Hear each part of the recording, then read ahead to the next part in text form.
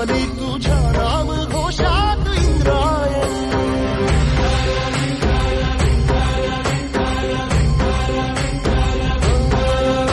भिडे आसमंती ध्वजा वैष्णवांची उभी पंढरी आज नानावली.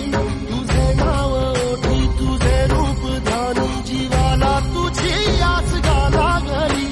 जरी बाप साऱ्या जगाचा परी तू आमालेकरांची विठू माऊली.